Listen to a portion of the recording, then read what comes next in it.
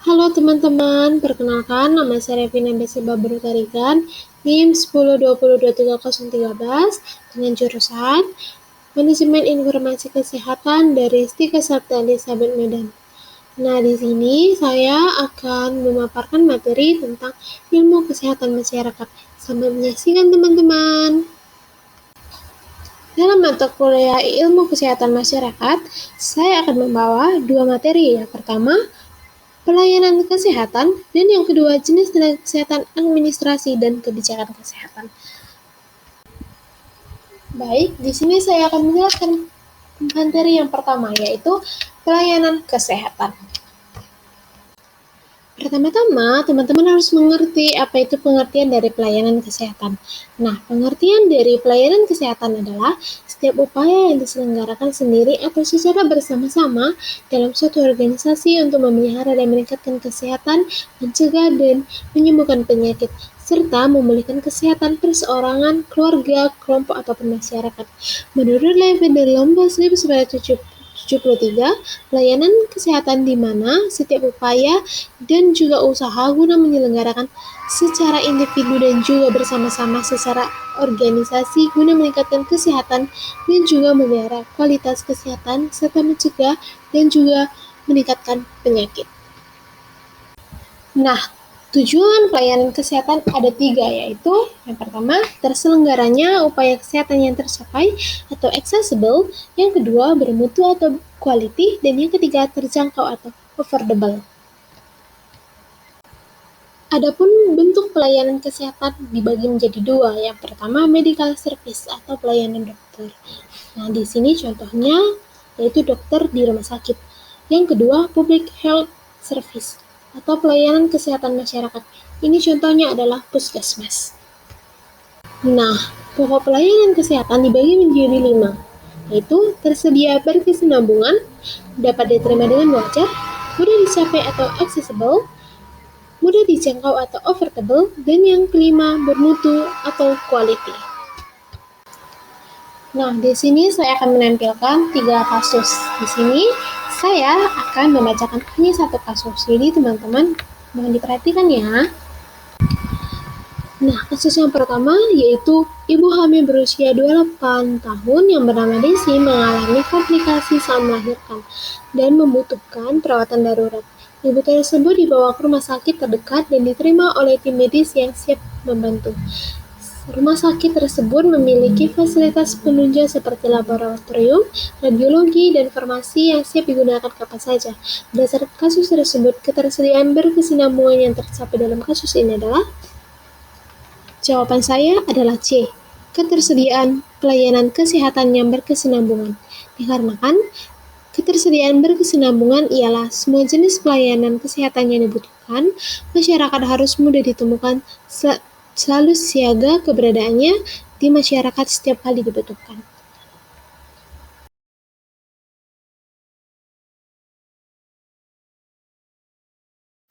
Nah, teman-teman, di sini kita akan masuk ke materi yang kedua, yaitu jenis tenaga kesehatan, administrasi, dan kebijakan kesehatan.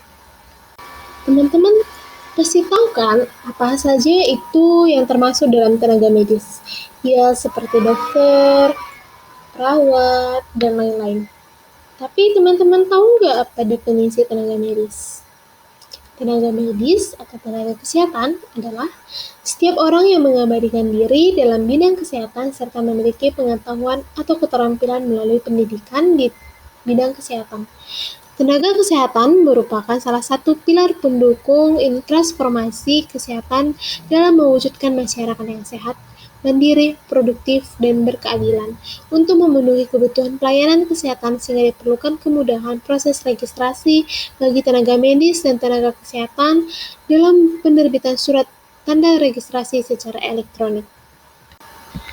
Nah, teman-teman, tenaga medis dikelompokkan menjadi beberapa, yaitu tenaga medis, tenaga psikolog klinis, tenaga keperawatan, tenaga kebidanan, tenaga kefarmasian, tenaga kesehatan masyarakat, tenaga kesehatan lingkungan, tenaga gizi, tenaga keterapian fisik, tenaga keteknisan medis, tenaga teknik biomedika, dan tenaga kesehatan tradisional.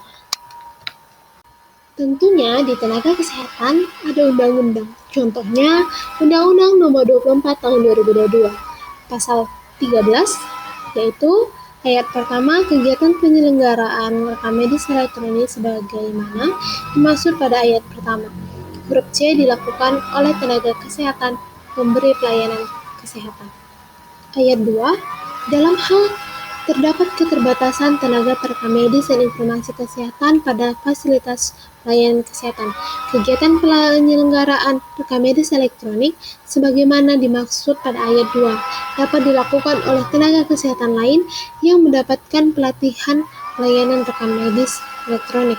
Dan ayat ketiga, dalam hal rekam medis elektronik diselenggarakan pada tempat praktik mandiri dokter dan dokter gigi atau tempat praktik mandiri tenaga kesehatan lain.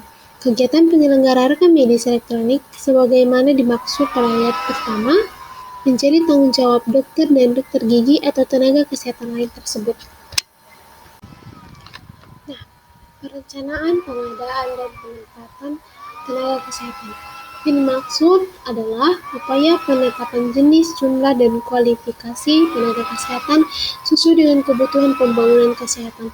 Pasal 46 ayat 1 Undang-Undang Praktik Kedokteran menegaskan bahwa dokter dan dokter gigi wajib membuat rekam medis dalam menjalankan praktik kedokteran.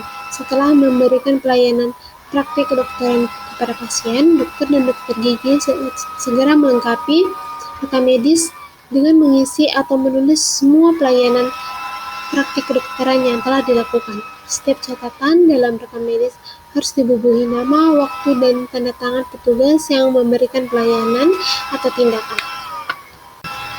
Administrasi tenaga kesehatan berdasarkan Keputusan Menteri Pendayaan Aparatur Negara atau Empan Nomor 81 Tahun 1993, pelayanan yang diberikan instansi pemerintah termasuk rumah sakit merupakan bentuk pelayanan pemerintah dalam rangka pemenuhan kebutuhan kesehatan masyarakat. Pelayanan kesehatan rumah sakit perlu dikelola secara profesional oleh sumber daya manusia, termasuk tenaga administrasi kesehatan. Tugas dan tanggung jawab tenaga administrasi rumah sakit cukup kompleks karena memberikan pengaruh besar terhadap pelayanan masyarakat secara langsung. Semakin baik layanan rumah sakit yang diberikan akan membuat masyarakat nyaman dan puas. Untuk mencapai keberhasilan pelayanan primer rumah sakit dibutuhkan sumber daya manusia yang kompeten. Administrator kesehatan adalah profesi yang mengawasi operasi administrasi sehari-hari di rumah sakit atau fasilitas kesehatan dengan tugas merencanakan dan mengawasi semua layanan dan fasilitas medis. Nah, unsur pokok administrasi tenaga kesehatan berdasarkan Peraturan Menteri Kesehatan Republik Indonesia Nomor 377/Menkes/3/2007 tentang standar profesi perekam medis bahwa ada dua kategori kompetensi yang harus dimiliki perekam medis dan informasi kesehatan. Kategori tersebut adalah yang pertama kompetensi pokok dan yang kedua kompetensi pendukung. Kompetensi pokok merupakan kompetensi mutlak yang harus dimiliki oleh profesi perekam medis, sedangkan kompetensi pendukung merupakan kemampuan yang harus dimiliki sebagai pengembang pengetahuan dan keterampilan dasar untuk mendukung tugas. Artinya bahwa seorang profesi perekam medis harus menguasai kompetensi pokok yang telah ditetapkan oleh organisasi profesi untuk menjalankan kegiatan rekam medis dan informasi kesehatan. Selain itu juga harus menguasai kompetensi pendukung sebagai pengembangan dari kompetensi dasar. Selanjutnya, tentang dan masalah kebijakan manajemen kesehatan. Dalam menjalankan peranan tenaga kesehatan, pemerintah Indonesia telah mengimplementasikan kebijakan yang mencakup berbagai aspek kesehatan seperti peningkatan kualitas manusia Indonesia, menguatkan struktur ekonomi yang produktif, mandiri, dan berdaya saing, serta pembangunan yang merata dan berkeadilan. Selain itu, pemerintah juga meningkatkan akses keluarga beserta anggotanya terhadap layanan kesehatan yang kooperatif melalui peningkatan akses dan screening kesehatan. Meskipun ada tantangan dalam penanganan tenaga kesehatan di Indonesia, seperti keterlambatan dan kurangnya sumber daya, pemerintah dan tenaga kesehatan tetap berusaha untuk meningkatkan peran dan tanggung jawab mereka dalam menghadapi tantangan kesehatan di negara ini. Nah, di sini saya telah memaparkan 3 kasus. Saya akan membacakan satu kasus. Nah, kasus yang pertama yaitu seorang administrator rumah sakit yang mau tahu tentang cara pengamanan data rekam medis yang efektif. Apa yang harus dilakukan oleh administrator rumah sakit untuk mengamankan data rekam medis? Nah, jawaban saya adalah E. Melakukan analisis risiko keamanan data dan membuat rencana pengamanan data.